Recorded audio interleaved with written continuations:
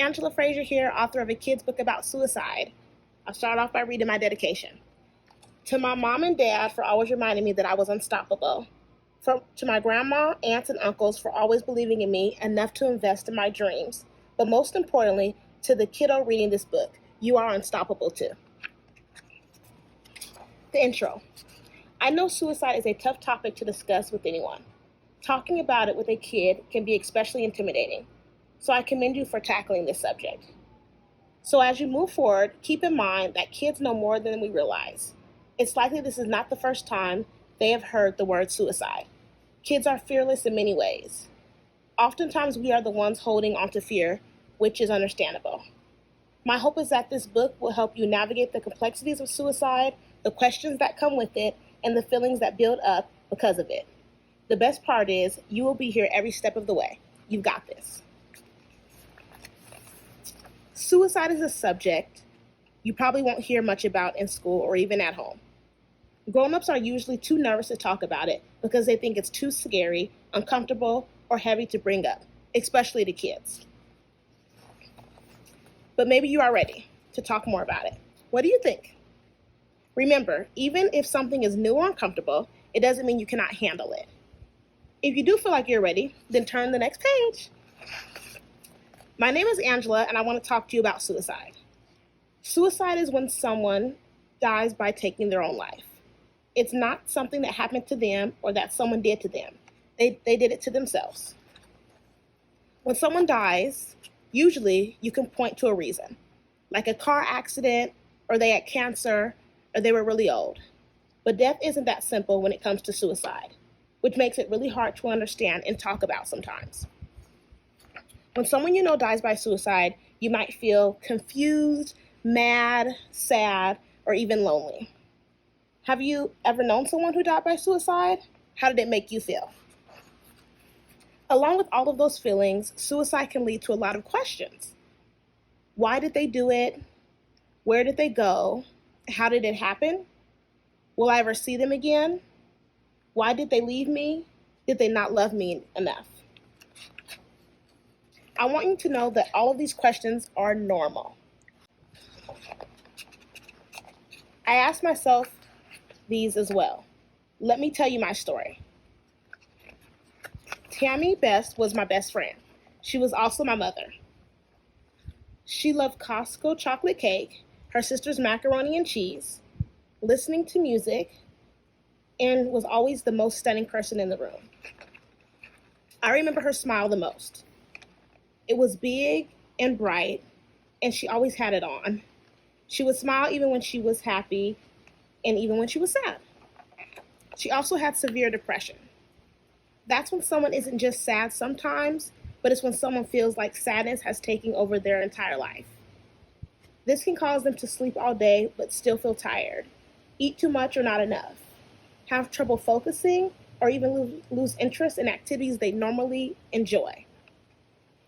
This meant she didn't want to go to the park, attend my track meets, make dinner for family, or even get out of bed some days. On her good days, we still watched movies together, celebrated birthdays, or had a lot of fun together. But as time passed, those good memories became harder to come by. She died by suicide when I was 24 years old.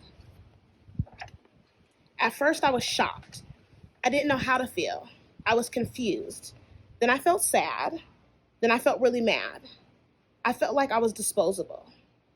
Disposable means to feel like you've been thrown away or forgotten about.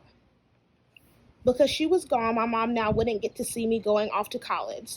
She would miss out on my wedding day and wouldn't get to meet her grandchildren. I just kept thinking about all the things that she would miss and how much I missed her.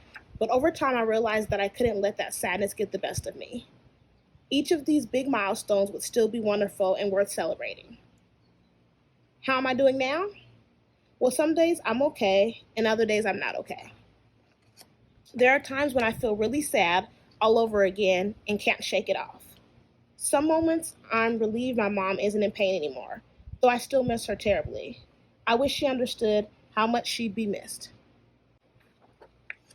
When someone dies by suicide, you'll often hear people say things like, they're selfish, You should have done something. How did you not know something was wrong? Or they might say things to try to help it make you feel better, like everything is going to be okay, time heals all wounds, or they're in a better place. But while all of these come from a good place, they can still hurt your feelings or cause you more pain. I want you to know, no matter what you're feeling or what people say, it's not your fault. It's okay to feel sad. Even if it gets better with time, it's okay to recognize that things are bad right now. You have permission to feel however you feel. These emotions may come and go at different times in your life.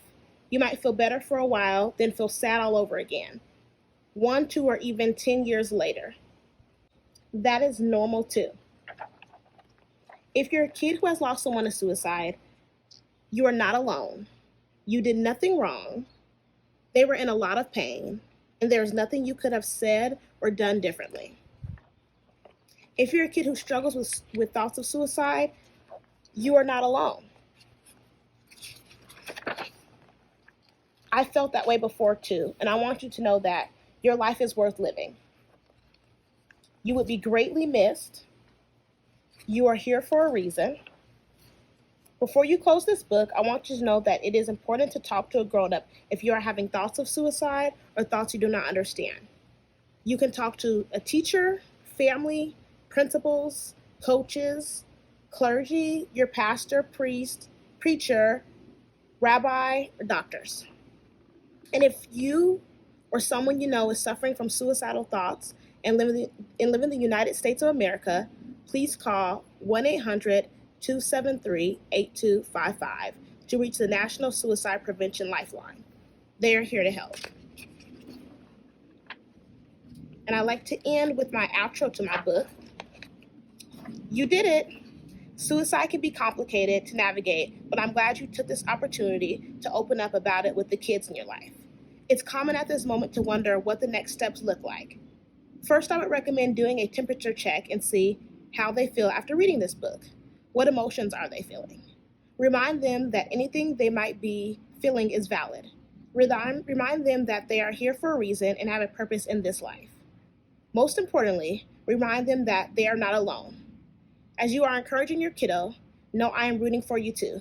We are all in this together. Thank you.